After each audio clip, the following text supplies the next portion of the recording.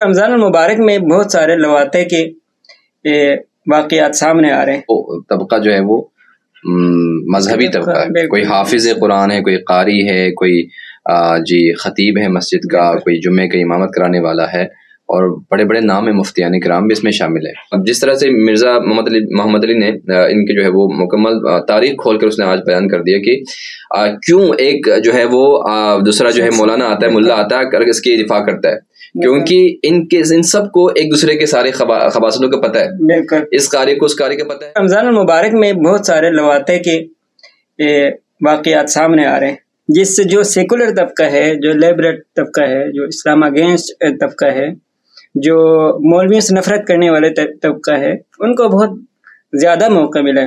حالانکہ پہلے ایسے واقعات ہوتے رہے، لیکن رمضان میں ایسے واقعات کا بار بار ہونا یہ قابل افسوس ہے. بالکل ایسا ہے کہ ماہ رمضان میں تو یہ بتایا جاتا ہے نا کہ اللہ شیطان کو جو ہے وہ بند کر دیتا ہے، لیکن اس کے باوجود اتنے شیاطین جو ہے وہ نکل کر آ جاتے ہیں کہ جن کے حوالے سے یہ شرم آتی ہے ہمیں بات کرتے ہوئے کہ مسلمان ہونے کے ناطے. اور پھر وہ طبقہ جو ہے وہ مذہبی طبقہ ہے. کوئی حافظ قرآن ہے، کوئی قاری ہے، کوئی خطیب ہے مسجد کا، کوئی جمعے کا امامت کرانے والا ہے، اور بڑے بڑے نام مفتیان کرام بھی اس میں شامل ہے. تو یہ بہت ہی افسوسناک ہیں، اور عالم اسلام اس سے بدنام ہوتے ہیں، اسلام کا چہرہ مخدوش ہو جاتا ہے، لوگ نفرت کرنے لگتے ہیں. اور ہمارے ہی اپنے ملک کے لوگ دیکھیں، نوجوان نسل جو ہے وہ کتنی نفرت کرتے ہیں علماء سے. اب اس طرح کی خبیث چہروں کی وجہ سے، ان کے کرداروں کی وجہ سے، لوگ ان علماء سے بھی، ان پاکیزہ اور جن کے کردار کی وجہ سے، اور جن کے کوششوں کی وجہ سے، اور جن کے قربانیوں کی وجہ سے اسلام ابھی تک زندہ ہے، اور اسلام کو جو ہے وہ جو رونق ہے اسلام کے لیے وہ ابھی تک اگر باقی ہے تو ان کی قربانیوں کی وجہ سے. تو وہ علماء بھی کیا ہو جاتے ہیں، ان کی وجہ سے بدنام ہو جاتے ہیں. یہ جو واقعہ پیش آیا ابھی اسی رمضان میں، آج سے 8-10 دن پہلے کی بات ہے، کہ ایک خطیب اور امام جماعت اور حافظ اور نہیں معلوم کیا کیا ان کے القابات میں سے، یہ سب سے بڑھ کر دفاع صحابہ میں کام کرنے والا. بالکل ایسا. اچھا، یہ ختم نبوت کا محافظ، ان کے نام میں یہ سارے شامل ہوتے ہیں کہ ختم نبوت کا جو ہے وہ دعوے دار، دفاع صحابہ میں نکلنے والے، اور اپنے گلے پھاڑ پھاڑ کر بولنے والے جو لوگ تھے نا. تو یہ اس صورت میں جو ہے وہ جو ان کو پکڑا گیا، وہ بچے کے جو ہے وہ آپ نے سنے ہوں گے کہ بالکل معصوم بچہ تھا، اور وہ اس کے پرانے شاگرد رہ چکے تھے. اچھا، میں نے انجینئر مرزا کو بھی سنا تھا، اسی حوالے سے انہوں نے آج ایک ویڈیو بنائی ہے، اس میں انہوں نے مکمل طور پر خصوصاً جتنے بھی مولویوں کے نام لے رہے ہیں نا، وہ دیوبند کا نام لے رہے ہیں کہ دیوبندی مولوی، فلان مولوی، بڑے بڑے نام اس نے لیے، اپنے تاریخ بیان کر دیا. بالکل تاریخ بیان کرتے ہوئے تمام جو ہے وہ دیوبندی کے جو ہے وہ اس نے بالکل پول کھول دیا. بالکل انہوں نے. اب وہ کہہ رہے تھے کہ جو اب تک ہمارے سامنے واقعات آئے ہیں نا، یہ سوشل میڈیا کی مہربانی ہے کہ جو ہمارے پاس آ رہے ہیں، جو پس پردہ ہے وہ تو یہ تو ہمارے پاس جو آئے وہ آٹے میں نمک کے برابر ہے. جو پس پردہ اور دیوار کے پیچھے جو کچھ ہو رہا ہے، پردے کے پیچھے جو کچھ ہو رہا ہے، وہ تو بہت کچھ ہے. اور اگر یہ ابھی دیکھیں، یہ بندہ جو پکڑا گیا ہے، اس پر تو سخت سزا ہونی چاہیے. ہمارے پاکستانی قانون میں یہ ہے کہ اگر کوئی کسی کو کسی کے ساتھ بدفعلی کرنے یا کسی کو ہراسمنٹ کرنے کی کوشش کرتا ہے تو گویا اس نے وہ کام کیا. یہ سزا ہے نا، کام کرنے والے کی سزا ہے. یعنی اگر کوئی کسی کو چھیڑ رہا ہو، کوشش کر رہا ہو اس کے ساتھ بدفعلی کرنے کی، تو گویا اس نے وہ کام کر دیا ہو، وہ سزا ہے پاکستان کے قانون میں، آئین میں. لیکن اب عجیب بات یہ ہے کہ اس بندے نے یہ کام کیا. اب وہ بچہ جاتا ہے اس سے ملنے کے لیے، کیونکہ اس کے پرانے شاگردوں میں تھے. اب وہ کسی اپنے خالہ کے یہاں کسی کے ہاں ٹھہرے ہوئے تھے، تو اس نے باقاعدہ جب اس کا باپ کو لگا کہ وہی دیر ہو گئی ہے، وہ جاتا ہے، تو اس کو ننگے حالت میں پایا، اس مولوی کو. صحیح ہے، ننگا تھا، اور وہ بچہ جو ہے وہ بچے سے وہ چھیڑ چھاڑ کروا رہے تھے اپنے سے. اور جیسے اس کے والد کو پتہ چلا، اس نے اندر جانے کی کوشش کی، تو اس نے اپنے کپڑے سنبھالے اور گن بھی ساتھ رکھا ہوا تھا. اس نے گن پوائنٹ جو ہے اس کے اوپر وہ کر کے کہا کہ اگر تم نے کسی کو بتایا یا مجھے بدنام کرنے کی کوشش کی تو تمہیں بھون ڈال دوں گا، ختم کر دوں گا. دھمکی بھی اوپر سے. آپ دیکھیں نا، جرم بھی کر رہے، سینہ زوری بھی اور چوری بھی. اور اس کے بعد پھر وہ وہاں سے رفو چکر ہوتا ہے، اور اس کے والد جو ہے وہ FIR بھی کٹواتا ہے ان کے خلاف، اور شکایت بھی لگاتے ہیں. شاید ایف آئی آر میں باقاعدہ طور پر اس نے مینشن کیا ہوا ہے کہ اس نے کوشش کی ہاں کوشش کی. بعد میں یہ لوگ ڈی این اے ٹیسٹ کرنے کی, اب جو ڈی این اے کی ٹیسٹ کروا رہے ہیں وہ بھی 10 دن گزر گئے بھائی. ڈی این اے کے 2 تو 47 گھنٹے کے اندر ہونا چاہیے. اب وہ کام ہوا ہی نہیں ہے. اس نے بالکل کلیئر کر کے لکھا ہوا ہے بھائی جس نے کوشش کی ہے اور کوشش کر رہے تھے. اب انہوں نے اب وہ کچھ مولوی جو ہے تعویل کرنے میں تو وہ بہت تیز ہوتے ہیں, آپ کو پتہ ہے نا کہ تعویل میں پتہ نہیں کہاں پہنچ جاتے ہیں لوگ. اب کسی نے کہا کہ کام ہوا ہی نہیں تو اب اس کو اتنا آگے بڑھانے کی کیا ضرورت ہے, اس کو آگے یہ تو کہا یہ مولویوں کے خلاف سازش ہے, مولویوں کو بدنام کرنے کی سازش ہے اور یہ سب کچھ بند ہونا چاہیے. دھمکی آمیز. اچھا یہ جو مولوی تھا جو اس کی دفاع میں نکلا وہ بھی کوئی عام کوئی مولوی نہیں ہے, وہ بہت بڑا ان کا نام ہے. مولوی ابتسام نام ہے نا, ابتسام نام ہے. تکفیری سوچ رکھنے والا ہے, تکفیری سوچ کے ساتھ جو ہے نا ہمیشہ جو ہے وہ اہل بیت کے خلاف, اور بہت سے اہل بیت جو ہے نا اس کے دل میں آپ جب سنیں گے ان کو مولوی ابتسام جو کہ اس کے دفاع کے لائے تھے تو بہت سے جو ہے وہ اہل بیت, اور اوپر سے ان کا دعویٰ یہ ہے کہ ہم دفاع صحابہ اور جو ہے وہ ناموس رسالت اور ختم نبوت کے محافظ. تو آپ اندازہ لگائیں نا کہ یہ لوگ حفاظت کریں گے, یہ لوگ صحابہ اب شیعوں کو جو ہے بدنام کرتے ہیں کہ صحابہ کے خلاف ہوتے ہیں. اب آپ کے سامنے ہے کہ کون خلاف ہے صحابہ کے. بالکل آپ دیکھیں عیسائیت اس چیز نے تباہ کر دیا اسی وجہ سے, اسی بدفعلی کی وجہ سے. بالکل ایسا ہے. مذہب کو دنیا کے ابھی بھی سب سے بڑا مذہب ہے, اس کو تباہ کر دیا. موسٹلی عیسائیت جو ہے نا وہ لوگ عیسائی نہیں ہے, ایتھیسٹ بن چکے ہیں. کیونکہ وجہ یہ تھا نا کہ ابھی جو چرچ جو بنے ہوتے تھے, کیونکہ ان کے جو پادری وغیرہ ہوتے ہیں وہ چرچ میں ہوتے ہیں. جیسے کہ ہمارے ہاں جو پیر بنے ہوتے ہیں, علماء جو اپنے اپنے ہر کسی کے وہ دکان بنی ہوئی ہوتی ہے نا جگہ, تو وہاں پر نن ہوتے ہیں, جو خواتین ہوتی ہیں وہ شادی نہیں کرتی ہیں, وہ اپنے آپ کو اللہ کے لیے اس طرح سے وہ کر دیتے ہیں, اللہ کے لیے وقف کر دیتے ہیں کہ نہ وہ کسی سے شادی کر سکتے ہیں نہ کوئی ان سے شادی کر سکتا نہیں, یعنی وہ اپنے آپ کو وقف کر دیتے ہیں اللہ کے لیے. ٹھیک ہے.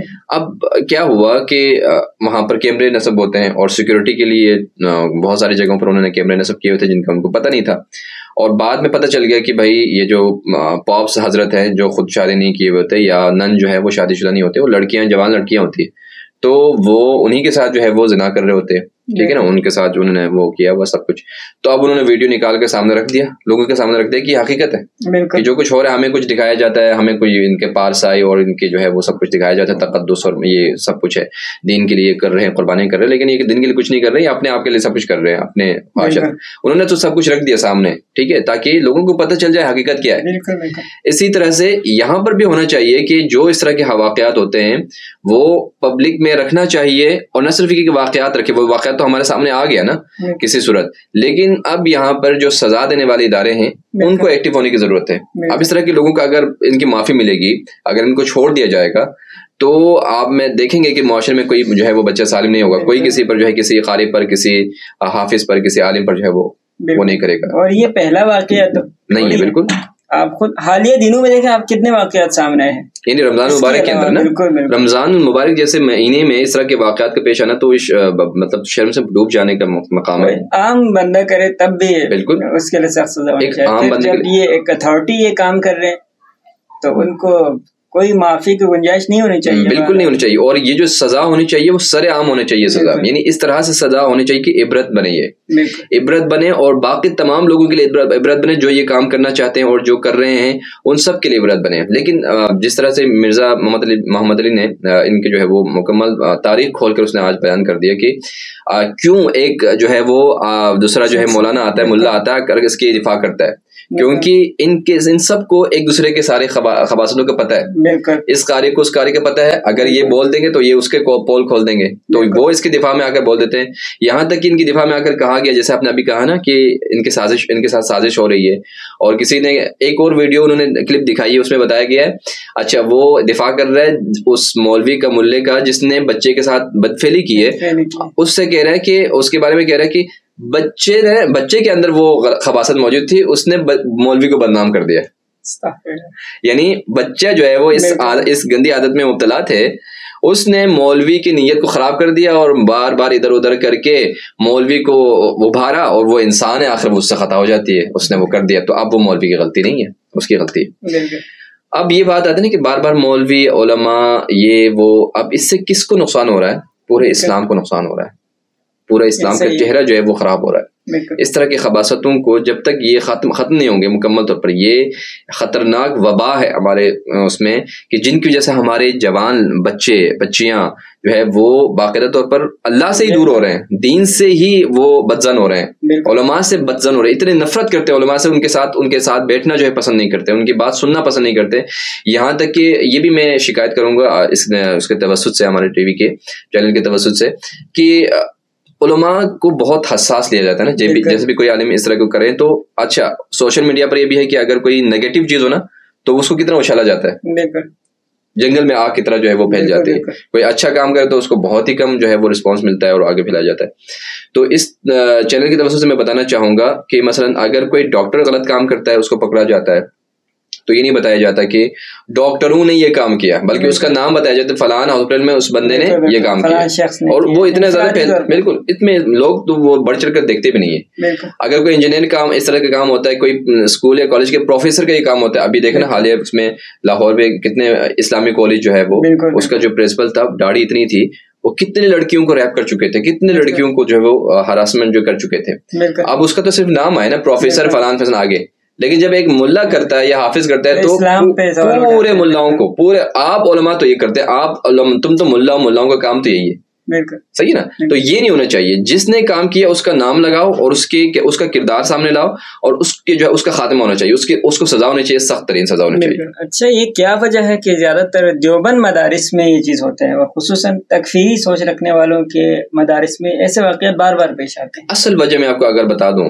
کہ اس کے جو ویسے تو سطحی طور پر اور بہت سارے وجوہات ہو سکتے ہیں. مثلا مدارس میں جو ہے وہ بچوں کا ایسے ہی چھوڑ دینا ماں باپ کی طرف سے، لاوارث کی طرح چھوٹے چھوٹے بچے جو ہے وہاں پر ہوتے ہیں. سطحی طور پر یہ ہے کہ یہ ایک فطرتی عمل ہے کہ معصوم بچے ہیں ان کو ڈرا دھمکا کر وہ ملا یا وہ وہاں پر جو مدرس بن کر بیٹھا ہوا ہوتا ہے، قاری بن کر بیٹھا ہوا ہوتا ہے، وہ 24 گھنٹے ان کے ساتھ ہے. صحیح ہے. اب اسکول اور کالج میں ہوتے ہیں ایسے معاملات، لیکن وہاں پر زیادہ اس لیے نہیں ہوتے کیونکہ ٹیچر کا بچوں کے ساتھ انٹریکشن جو ہے اس کلاس کے حد تک ہوتے ہیں. اس کے بعد کچھ ٹائم کے بعد وہ دن میں ہی واپس آ جاتے ہیں لڑکے اور لڑکیاں، اس لیے وہاں پر اتنے اب یہ 24 گھنٹے وہاں پر ہے، ہاسٹل ان کے وہاں پر ہوتے ہیں چھوٹے. اب اصل وجہ میں آپ کو بتاؤں تو یہ ہے کہ یہ جو تکفیری سوچ رکھنے والے ہیں، بغض اہل بیت ان کے اندر موجود ہیں. اور رسول اللہ نے فرمایا تھا کہ میں 2 چیزیں چھوڑ کر جا رہا ہوں کہ ان سے تمسک جب تک رہو گے نا اس وقت تک تم کیا ہو، صراط مستقیم پر، تم سیدھے راہ پر رہو گے، تمہاری ہدایت رہے گی. اور جیسے ہی تم ان میں سے ایک سے مکر جاؤ گے تو تم ہمیشہ کے لیے ہلاک ہو جاؤ گے. تو کیا تھا وہ 2 چیزیں کہ قرآن اور عطرت، یعنی جو اہل بیت بالکل عطرت یعنی قرآن ہے اور میری عطرت ہے، ان دونوں کو تھامے رکھو. اب کیا کیا؟ اب یہ تکفیری سوچ رکھنے والے تو اہل بیت کو تو مانتے ہی نہیں ہے، یہ لوگ تو صحابہ سے باہر نکلتے ہی نہیں ہے نا. ہر کام میں دیکھو صحابہ، ختم نبوت اور پتہ نہیں کیا کیا نعرے لگاتے ہیں. صحابہ میں بھی سابقون الاولین کا ذکر نہیں کرتے. بالکل ایسا ہے. تو وہ اصل میں اب کیا کہ انہوں نے اہل بیت کو چھوڑ دیا. اب تعلیمات اہل بیت ہمارے سامنے نہیں ہے. اب اہل بیت علیہ السلام کی تعلیمات سے جب یہ لوگ پیچھے ہٹ گئے ہیں تو پھر یہ نتیجہ آپ کے سامنے ایسا ہونا ہے. صحیح ہے. اب ان کے باپ دادا کی آپ تاریخ میں جائیں گے تو انجینئر مرزا یہ کہہ رہے تھے کہ ان کے باپ دادا کی تاریخ میں آپ کو اس طرح کے ہزاروں کیسز مدارس. جب اس کے بانی کے بارے میں بھی مطلب نام کیا تھا دیوبند مدارس کا؟ گنگولی کو انہوں نے باقاعدہ کوٹ کیے اپنے کتاب میں. بالکل اس طرح مطلب پورا واقعہ بیان کیا ہے نا خود اپنے بزرگ کی. بالکل. ابھی جو رائے گنج میں بندے نے منع کیا تھا، ہاں بالکل، وہ مولانا عبد الوہاب جو فوت ہو گئے، بہرحال انہوں نے ایک اچھا قدم اٹھایا. بالکل اچھا اقدام اٹھایا. ان کو پتا تھا کہ بھائی لاکھوں کے اجتماع جہاں پر ہوتے ہیں وہاں پر کچھ نہ کچھ ہوتا، اور کتنے کیسز نکلے بچوں کے ساتھ اس طرح بدفعلی، اور ماں باپ جو ہے وہ ثواب کی خاطر اپنے بچوں کو وہاں پر بھیج دیتے، اور وہاں پر جو ہے اتنے سارے بچے کیسز اور اس طرح کے بدفعلی کے کیسز آئے. تو انہوں نے باقاعدہ تو منع کر دیا، کہا کہ بچے اگر ماں باپ بھیج رہے ہیں تو باپ کا ہونا ضروری ہے ان کے ساتھ، اور اس پر نظر ہو، بڑے بھائی کا ان کے ساتھ ہونا ضروری ہے، ورنہ تو باقی بچوں کو. اب یہ رائے کا مقابلہ جہاں پر تبلیغی گروپ جو ہے وہاں پر جا کر اسلام کے لیے وہ تیار ہو رہے ہیں، جہاں ہزاروں نہیں لاکھوں لوگ جو ہے وہ جمع ہوتے ہیں. اس طرح کے اجتماع صرف لاہور میں نہیں ہوتے، کراچی میں بھی اس دفعہ ہوا تھا، لاکھوں لوگ وہاں پر گئے تھے. ہمارے ہی جو ہے وہ ہمسائے کے 2-3 بچے بھی وہاں چلے گئے تھے. تو یہ تو جب بچے جائیں گے تو اس طرح کا ہوگا، وہ معصوم ہے، ان کو کوئی نہ کوئی چیز دے کر یا وہ کرا کے جو ہے وہ یہ سارا کام ہو سکتا ہے. تو جس طرح سے آپ نے سوال کیا نا کہ یہ ہوتا کیوں، تو اصل وجہ یہ ہے کہ اہل بیت سے بغض اور تعلیمات اہل بیت سے یہ لوگ پیچھے رہے ہیں، ان کے پاس نہ دینے کے لیے کچھ ہے نہ لینے کے لیے کچھ ہے، تو یہ اس طرح کے غلط چیزوں کو لے کر چل رہے ہوتے ہیں، اور نہ ان کے باپ دادا اور اجداد ان کے پتہ نہیں آپ جائیں گے پر دادا اور پر نانا کی طرف بھی جائیں گے نا، تو ان سب کو بھی اسی فعل میں آپ پائیں گے کہ اس طرح کے واقعات جو ہے ان کے ساتھ بھی ہوتے رہے ہیں۔